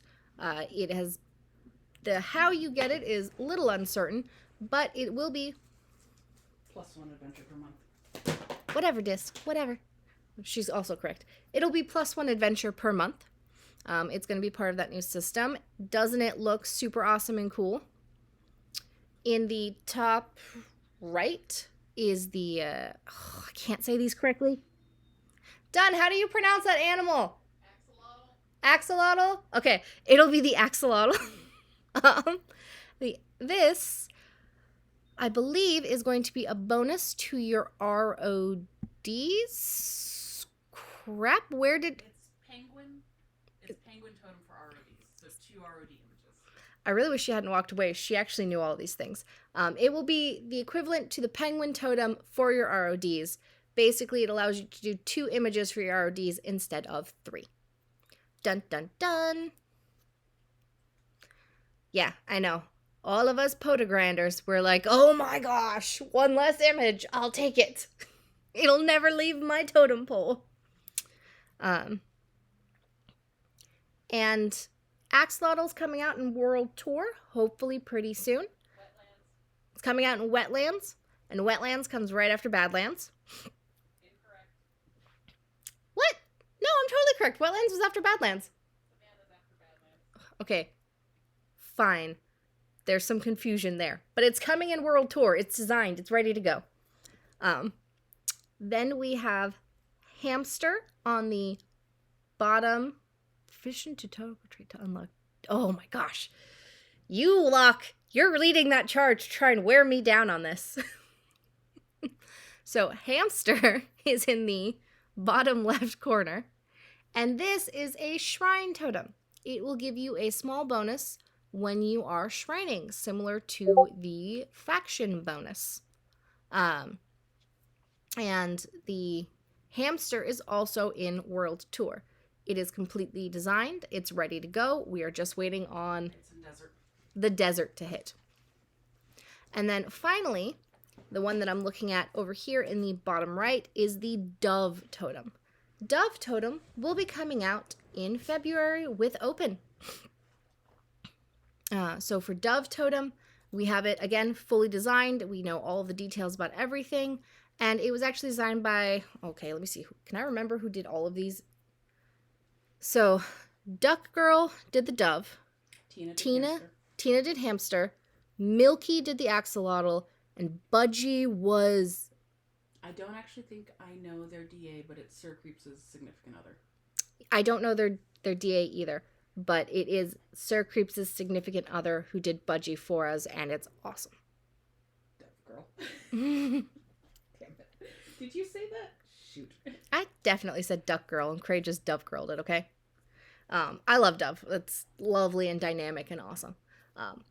So back to what Dove does is Dove basically allows you, say this correctly, Dove works on abandoned pups. If you have an abandoned pup and you have the Dove Totem on and you turn it in, then you get +1 marking, and all extremely common markings are removed from the pool. So you won't get marked, collared, or accents taking up any of your marking slots, and you'll get +1. If you run the extended version of something, such as extended marks, that will happen. So, Dove affects the abandos that you need, and you get Dove by using Puppy Chow. That's how you unlock it. You don't have to find pups. You just gotta use Puppy Chow. Mm-hmm. So, if you're people who are after abandos are usually using Puppy Chow anyway, so here's a totem for you. Because remember, with totems, it usually is you're going to have to do whatever it is that you're going to use that totem for in the end. All right. Are there any questions on these totems?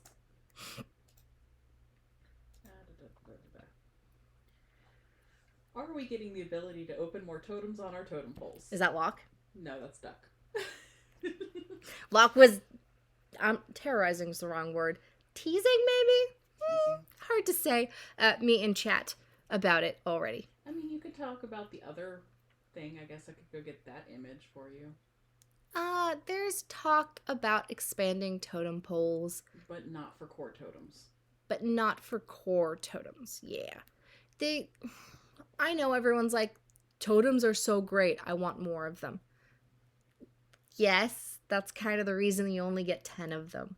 All totems are super awesome, powerful account-wide bonuses, and we've buffered some when we learned that they weren't as good as we thought they were. I'm hesitant to give more, and it's been thrown at me 1 or 2 times by various people. I'm not any like specific admin or member. I couldn't even tell you who it was now. That, well, we could just put it behind Aurora account, where if you have Aurora, you get 2 more totems. That's called pay to win. No. It shouldn't be that you need Aurora to win the game. You should have Aurora because you want to survive and you like to put more Tokos on your page. Or you like to show off your page dolls. Whatever. That being said, there is conversations about expanding the totem poles. Nothing is set in stone. I haven't outright said no. And of course, I can be overruled regardless. And if I'm overruled, I'll still code it. It's not like, well, you outvoted me, but I'm still not going to do it. But it's not how that works.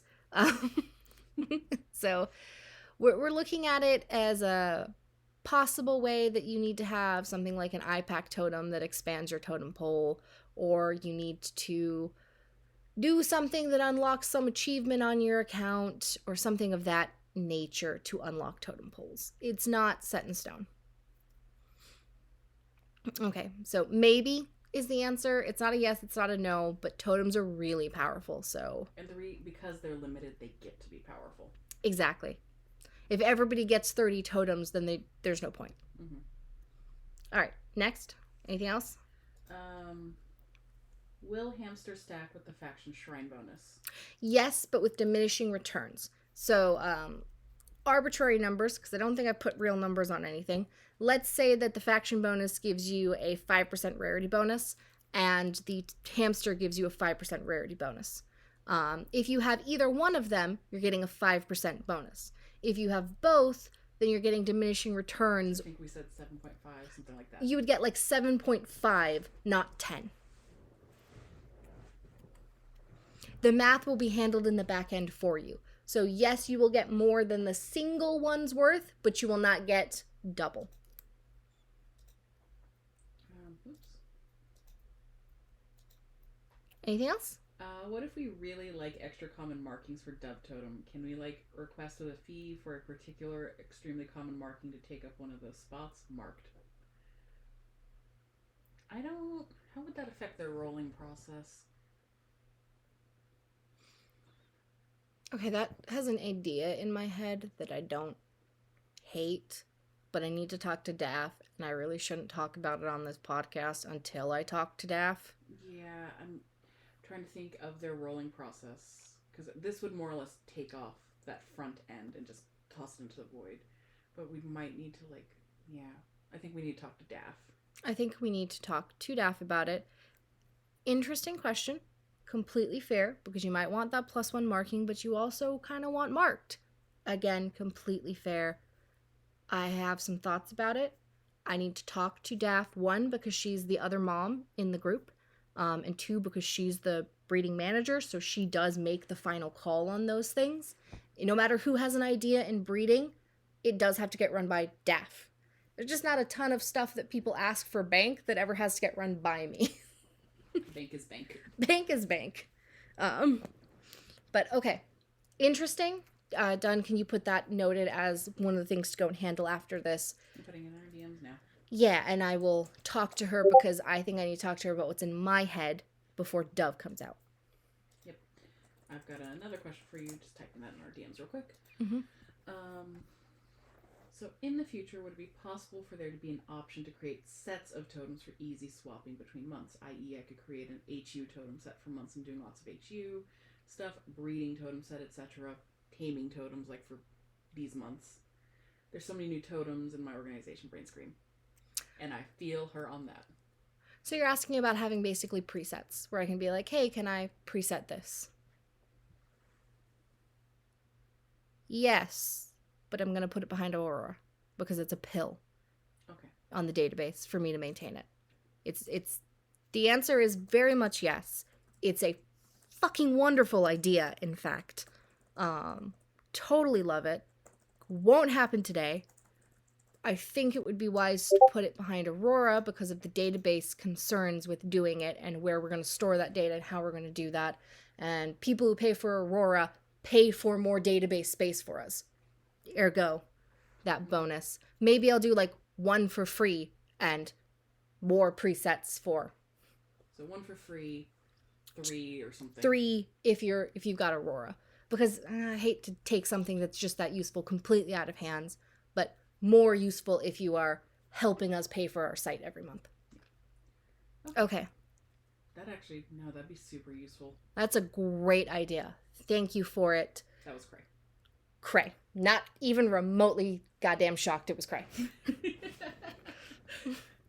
Cray has wonderful ideas. Well, Cray is like Dunn. She has wonderful ideas, and she has as many ideas as Dunn, except she only tells me 30% of them versus Dunn telling me 100% of them. You live with me. It's the tax. It is the tax. Anything else? Nope. Looks like we're okay. Okay. Time for a raffle. Shit. You distracted me. Apparently I did. Okay, I've got 2 things we could do. All right. So last time we did the middle child UTs. Mm-hmm. We have other UTs we could do. Mm-hmm. Or we can do abandoned Dakina pups. I could be down for 1 abandoned Dakino pup. She's giving me a look. What? How many people are here? 55. 2. 2.5. You can't do a half of an abandoned Dakino pup. I mean, you could, but I think that's just called meat chunks. Oh my god, Jill, are we muted? No. Oh no. Jill. What? Oh my god. I blame you. I'm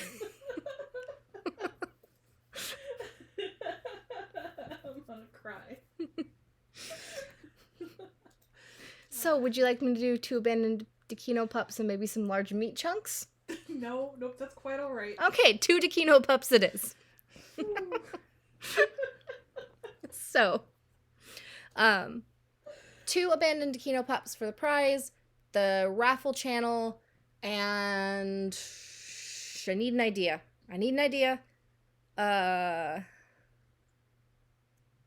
Oh, why am I terrible at this? I don't know. Write down the most ridiculous, overpowered, craftable item you can think of. You don't need a recipe, just what it does and some sort of name for it. Oh, that's gonna be chaos. And I truly mean it can be ridiculously overpowered. We all know it's not going to happen. Go forth.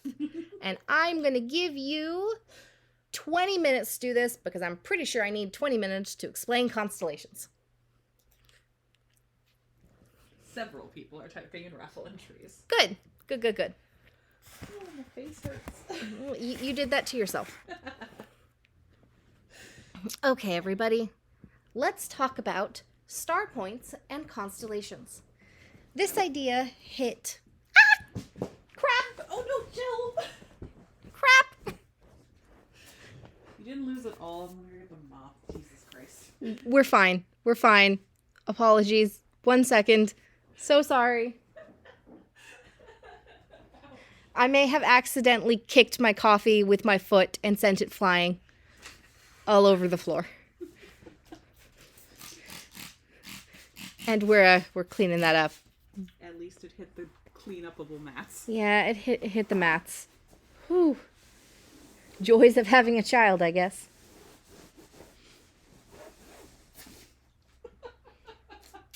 Oh, that's just the cleaner. So sorry about that. My bad. Okay. Let's just... Yeah, I am a functioning adult, okay? It got cleaned up.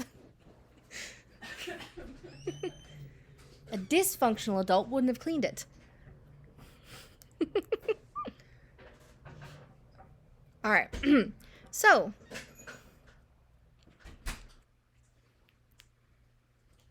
My face hurts. Oh, okay. Constellations. You're like, Jill, I may have heard you say something about this like a year ago.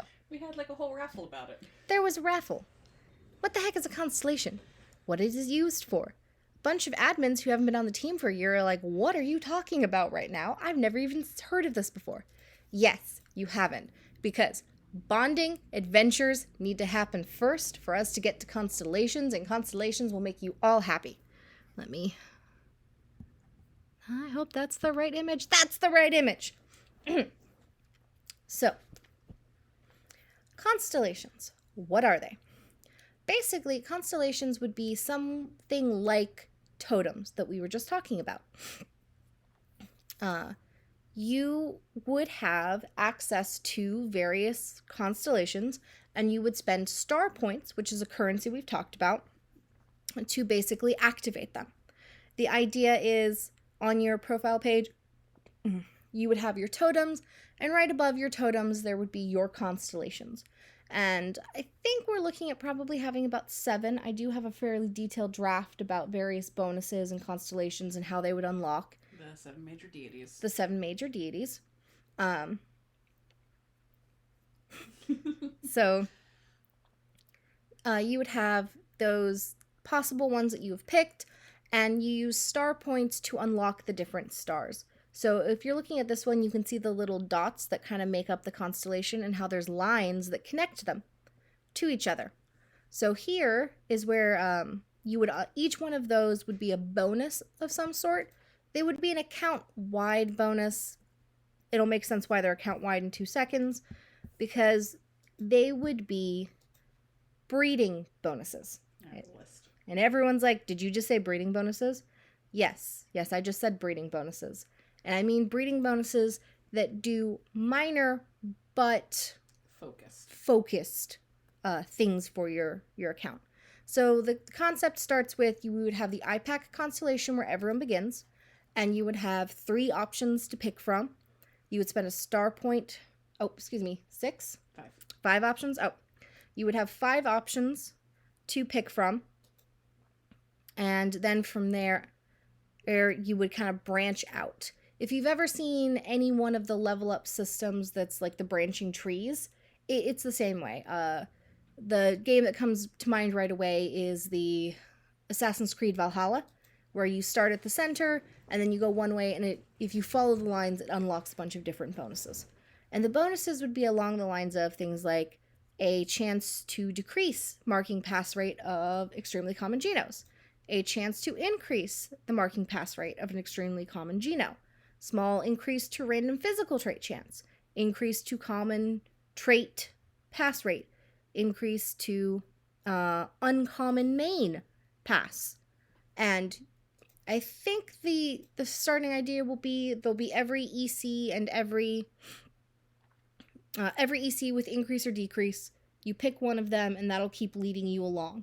And you'll use star points to continue up. As you hit other deity constellations, things get different. There's a chance that you can get like an increase to very rare main pass rates. And those will be grouped together like in Group A. And Group A may have like razors and silkies in it. So you can pick one of those and say, I want this bonus. I want this bonus. Looking at here, I have increase to main pass rates on here. Effectiveness of build traits, meaning you could have a trait that makes dyers more likely. You could have a trait or a constellation that makes Dakinos more likely.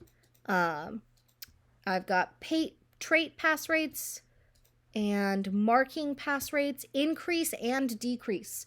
So if you wanted something along the lines of, I really don't want piebald, so I'm going to follow my line to find piebald decrease, or I really, really like sable, so I want sable on this design, I'm going to follow my line to find the common one for sable in that group and increase it. We do have, for some of the outer edges, guaranteed marking pass rates and guaranteed no pass rates.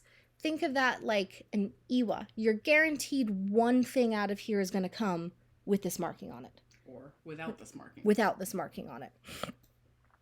There's an increased pass chance for mutations. I believe that would always be mutations that are possible in the breeding. There is increase and reduction chances for albinos, blood marks, and chimeras on here. And these have all actually been signed off as bonuses because we are talking about small bonuses. They're very focused. Chance for pups to be born with non-hereditary traits that do things like grant HP on upload. Non-hereditary traits that chance to find like offering tokens in the different activities. Bonuses to the different competitions. And these would be like non-hereditary traits. They don't take up a slot. They give you a bonus. You can't pass them along, but they exist. Exactly. Because it was bred under the light of these constellations. Mm-hmm. And you can basically follow along the path and activate a ton of constellations. And you wouldn't have to reactivate them every month. You would do that, and if you want to step them back, there will be some system to pay to get star points back and follow another path. The limitation on them would be only so many stars can be used in a breeding. So you can't use every star you have. You can use somewhere between 2 and 4 stars you have in breedings. And that's, like, people have been asking about it. Well, what if I just want to get really, really good at this?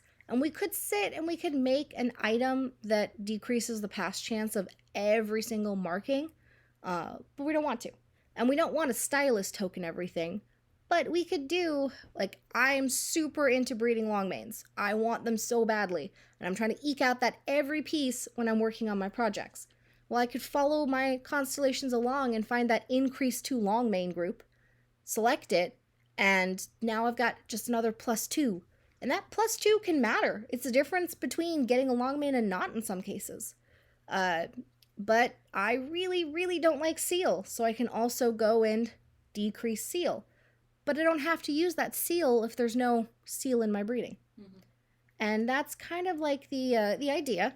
It does encourage bonding as well, because you get these star points from adventures and possibly some quests, which means you have to bond your Toko to get there. If you've made it to end game, where you have a couple really important Tokos and that you are and you've been doing everything with it, then 3-4 times a month, and that's probably why I made sure it was only 3 and not 9, because you could get star points across the board. Yeah, it's too many star points, and you can basically just keep unlocking them. It's a long-term system that allows you focused breeding bonuses. I have most of this system in my head. It's written down in various places. Conversations have happened around it. It's a little art heavy because I want to get gorgeous art to go along with this to put above your totem poles. Yeah, not this. This was a lovely sketch of what we thought we needed. But it's like totems. It's going to be an art heavy. Yes, it's an art heavy, and it's small, targeted breeding bonuses that are more, not that early game players don't want them, but it's a goal for longer game term players. It's end game content. Okay. I will take questions about constellations. I just can't promise I can answer them all. All right. So with the unlocking the lines, can you unlock the whole constellation, or once you go in one direction, that's the direction you have to go and you can never fill the whole constellation? Like in AC Valhalla, you keep getting points, you can eventually unlock everything. I think you can probably eventually unlock everything. Because each of these ones has a choice you make when you hit it. So. Exactly. You've got directions that you go. There still be, ones that are sitting next to each other will still be connected in some variety, much like how AC Valhalla works. I can go and fill out this entire constellation, and then I can branch off to any constellation that's touching it. Mm-hmm. Or I can go back to the beginning and go another direction. Nothing stops you. You aren't locked out of following the other paths once you pick one. It's just the more focused you go in one direction, the further you'll get to the bigger bonuses than circling out in a spiral. Mm-hmm. I think because we're limiting how many you can use in a breeding, you can just unlock everything. Exactly. Eventually you can unlock everything. And even the everything is kind of limited because there will not be a spot for every single marking. We talked about that, and then it was like, okay, well, what happens when we add a new marking? Like, where does that go? So what we're doing is we're creating groups, and the groups are slightly arbitrary. We have them on the second tab. I do have them on the second tab? Okay, so the groups are like slightly arbitrary. Basically, we're making like a group A, B, C, D, whatever, for everything. And as you go through okay, yeah, that's where I did it. So I've got 6 groups for like very rares. And in those 6 groups, every time you get to the group, you can make a choice between one of 3 out of 4 very rare mains. And actually, that looks like 5 to me. We put one of the other expansion ones. Oh man, I got 2 spoilers in this instead of 1. You're not sharing this, right? I'm not sharing it. Good. But I did tell them it was the 4th rare main, or very rare main, but turns out there's 5. So when you get there, you can pick one of the 3 of them based on whatever group you landed on. And the groups don't have names, they're just arbitrary. A, B, C, D, E, whatever. There you go. Here's the groups with launch, groups post-launch. Ah, right. That makes sense. So at that point, you kind of like go through and you can pick between which ones you want here. While it might be possible to get the bonus to every single one for like mains, probably not possible for markings because we have so many markings. you'll run into an increased marking chance star, and then you'll pick one out of the group and lock that in. And that's how it'll work. And that just makes it so that whenever we get new markings, we can just dump it into marking groups.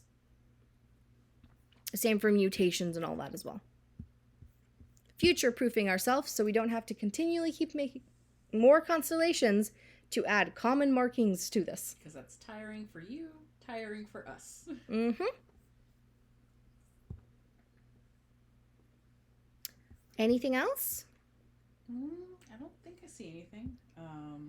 Everybody wants spoilers.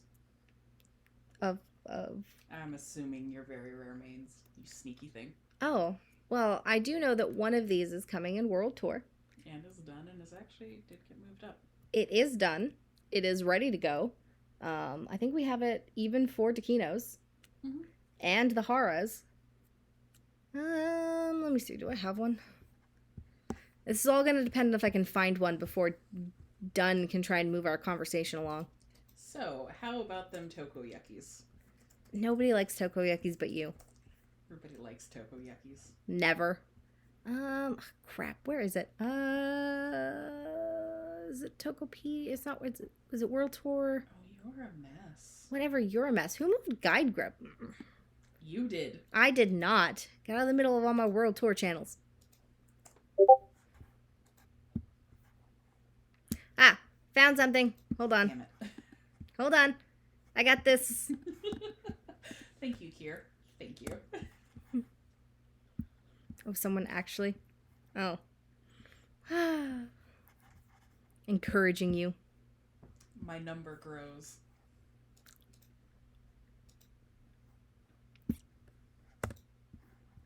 Okay. Here we go. We have a new main that's coming out in World Tour. This is your first full look at it, I believe. A new very rare main. Look how cute it is. She's so cute. This will be called Wire when it comes up. Yeah, it looks just like that. Our very rare mains do tend to be like rather extreme silhouette edits. So this one's a little more of a shorter mane rather than a bigger mane up in the very rares.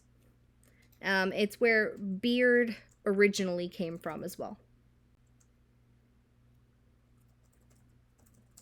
Dun-dun-dun. All right, and by my count, I think we have 4 mins left in that raffle.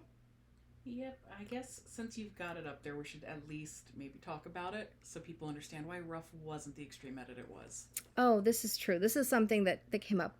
So when Rough came out, people were like, it's not enough. I was like, I hear you, but it's also an uncommon main, meaning it's at the same level as a half main. So it shouldn't be too much of a crazy edit. And Rough is a stepping stone to Wire. Rough, much like how Half and Barbary make a razor. Yep, how a half and a barber make a razor. Rough is one of the stepping stones to get you to Wire, so that you can use them for breeding this rarer mane into the system as well. But what do the Akota look like? Real talk. I need to see if I can find one. Because they're actually giant. No, I'm afraid I do not have the Akota on me. I just had the Toki in my my stash. But this is the Wire. As you can see, it's short, scruffy, adorableness, and we have it for all of the builds right now coming out. I'm trying to think.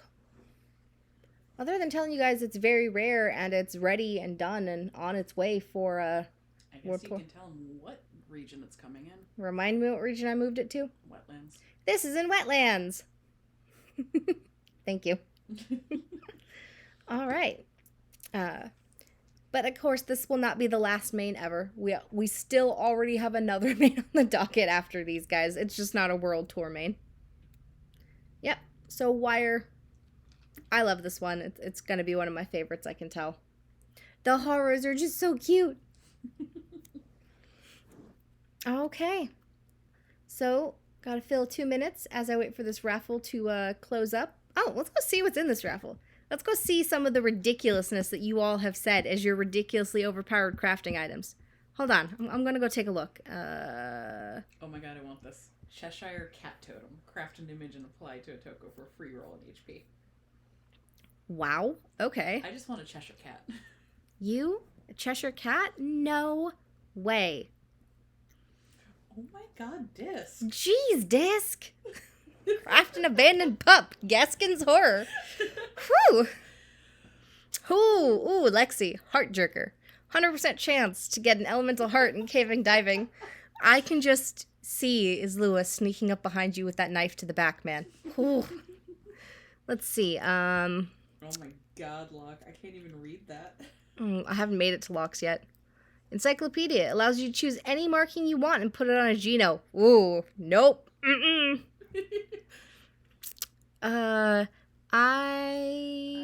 Volcanic tears. Cool. Apply to a toko and bring them all the way to alpha with all slots and AOAs and bonding unlocked. Do I get the POTA token? If not, it's not worth it. Yep. Who's thinking that? It better not be Ocean. No, good. So I'd be like, what? Yes, you get the photo token.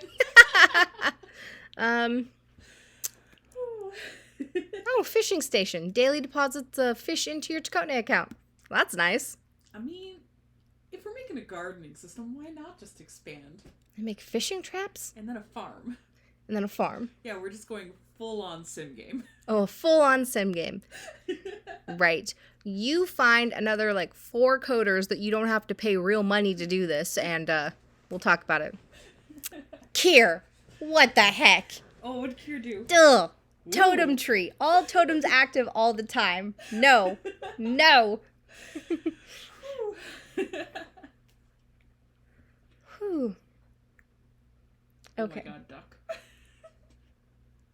Wow. I love all Maybe of it's Maybelline. Allows completely unlocked semi-custom rules. Anything and everything allowed.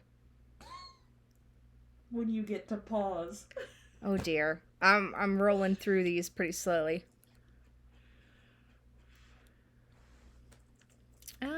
Okay, golden potato. Everything it touched turns into POTA tokens. This includes your entire bank. Do not let Kex have that. Just seriously, don't. I don't even know how many POTA tokens that would be. How many black cats is she up to? I don't know. How many trait tokens is she up to?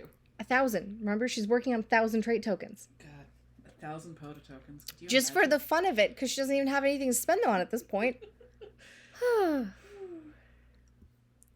Oh, we need to close this raffle. I closed it. Oh, thank gosh. Oh, look. Ocean. Oops. IVAC Stardom allows your Tokotas to be uploaded as alpha, and you still get the POTA token. Also allows you to upload it as many tokens as you want every month. Well, guess what? I still wouldn't get anything through DC because I'd just be an endless headache for Cray. I'm surprised that's on here is not just your toko gets uploaded and doesn't need DA'd. Or not DA'd, DC'd.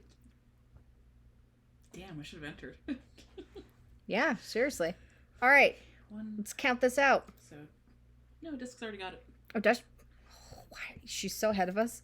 I know. I'm going to roll.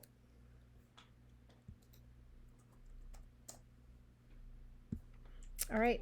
Give me a minute. We're rolling. While they're rolling, what's there left on my agenda? Budgie. Oh.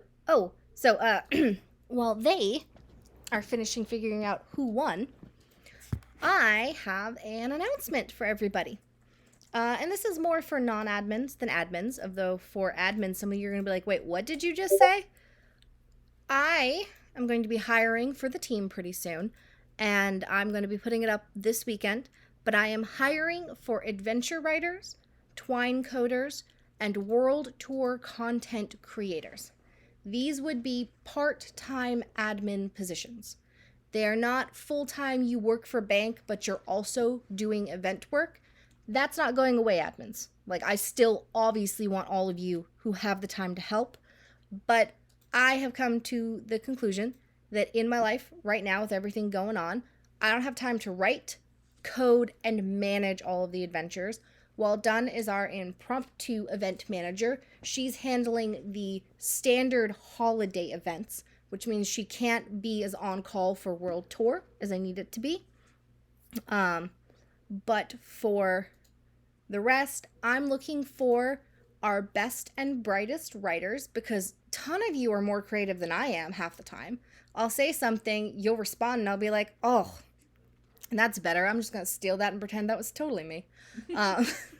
There's great, and it's not specifically artists I'm looking for. I have 100 admins. Well, no, like 30. Though we do need artists for Constellations if you think you can commit to something that big. If you feel you could commit to Constellations, I will also hire you to do that. But specifically for World Tour, I'm not looking for artists. I got Cray, who's done my Haras. I've got so many gorgeous line artists that are working on the physical traits and things like that. I had those pieces covered. My part was to write and build the adventures, and I have clearly fallen behind. So I'm looking for people who can write, people who can code, and even if you've never coded Twine before, if you are a coder or professional dev in some variety, then this is easy. I picked it up in a week. If you've got any level of experience, you can do it. These positions would earn admin tokens. Those aren't a secret for anyone who's like, what's an admin token? There's a lovely transparency journal out there that you can find that's still pretty accurate. Cage. Yeah, Cage. 180. Mm-hmm. Admins are not paid in cash. They're paid in admin tokens. Admin tokens are redeemed in basically an admin shop to get things like crafting materials. The concept behind it is your time was given up to process in the group, and that is time you could not use to make art for yourself. It's time you cannot use for doing your own like rights, for doing your own this, doing your own that. So you can purchase items out of this store, and your tokens determine that. Most people only walk away with like 5 to 10 tokens a week doing this. Oh, excuse me, 10 to 15 tokens a week. 10. No, just 10? Yeah. Okay. Sorry, continue. Dunn keeps me honest on this. I haven't checked my admin tokens or... And now I'm second guessing myself. Shit. Yeah. We both just don't check. Yeah, I'm not good at logging my quota, as every admin on the team will tell you, because they scream at me about it constantly. There's too much time to track. So I don't even know how many admin tokens I have. And, like, whatever. I'm pretty sure everyone gets around 10 a week, unless they're doing a significant amount of work. Then they'll get more because they did more. And they spend them. So, honest, open, that's what quota is. That's how it translates into things for us. And you know about it. It's not a secret. We just prefer, if you're going to ask, come and ask us directly. You don't need to, like, back channel talk about it. It's okay. You can ask us. Nobody gets paid unless you are doing, like, I'll pay for my totem artist. I pay for the line art. I pay for new backgrounds. And sometimes they ask for quota, but my preference is to pay money. So people get paid USD for doing extra big things that require skills. Anyone can process the thread, not everyone can make a background. That being the difference. What I am looking for is people to come in and write adventures and do quota, to do coding and content creation for World Tour, to build a group that I will be in charge of, but will be self-motivating and helping me get to the end of this project. And there will be part-time admins who will earn quota during that time, which will be allowed to be spent in the exact same admin store.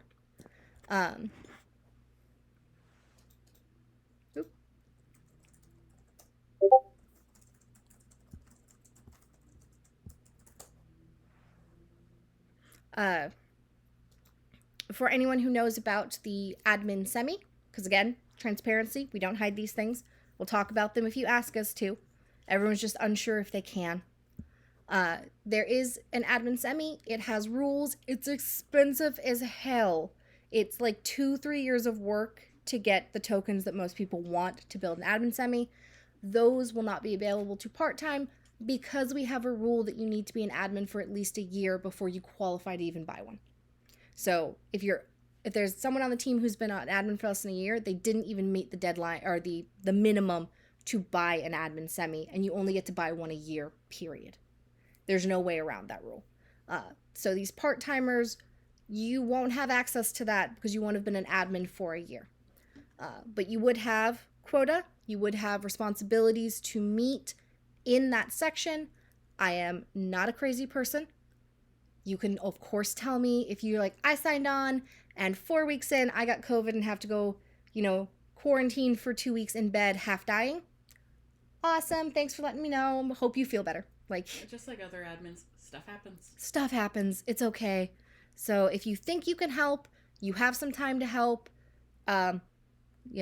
apply. And I'll be hiring for it. This is not set in stone, but there is a possibility that some of these people who are helping out, because I will be hiring multiple writers, multiple coders, if I can get away with it, there might be positions on the team for full-time work in departments after that. Not set in stone.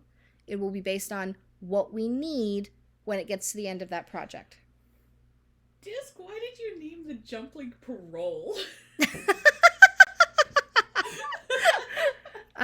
So I'm announcing that. I'll be putting up for those positions pretty soon.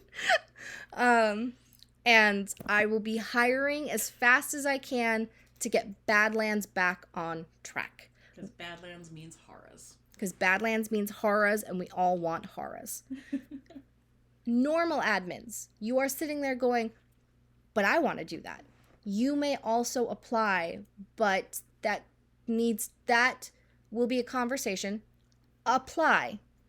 I will work out with your manager if you are being taken out of your department to do this for a couple months, or if you're going to be half-time in your department, half-time here. I will handle that. You may still apply. People I don't have to have that conversation may get preference because I'm looking for someone who's got more time than the rest of us already had. We are struggling to make this happen with just the team. Exactly. Okay. Cool. Do we want them using the normal application form? Do you have another one in mind that we could throw together now? Not particularly. Just use your best judgment on explaining your experience and stuff. Yeah. If you got examples, link them to me. More than happy to take a look.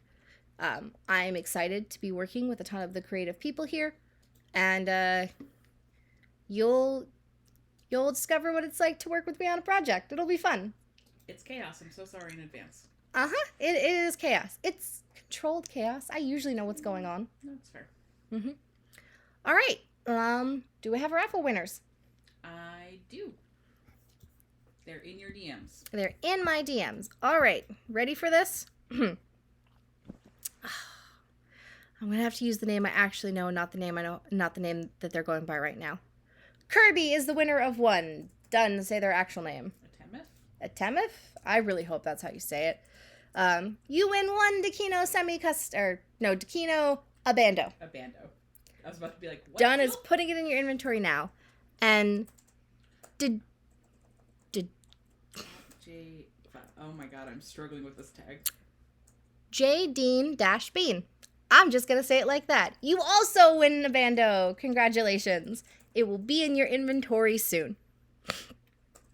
Are you handling those? I'm pinging them because I don't actually know the last one.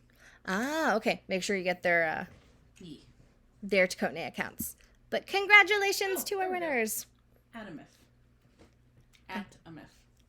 myth. Okay. I'm going to have to relearn that 20 times before I get it, but I'll get it. Okay. Thank you, everyone, for joining us on this podcast. I know we had kind of a 15-minute rocky start there. Did we go over everything on the agenda? Oh, yeah. That's everything on my agenda. I even timed it so you would have time to do things for the raffle while I was explaining other things this time. Look how organized I almost was. Almost. But thank you for joining us, everybody. I will get that bonding preview, gardening preview up for you soon, and we will start accepting those applications. I'll put a news post out likely tonight with all of those details.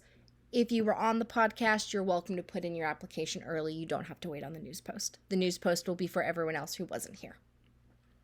Okay. Love you lots. Have an awesome Saturday or Sunday if it's already Sunday to you.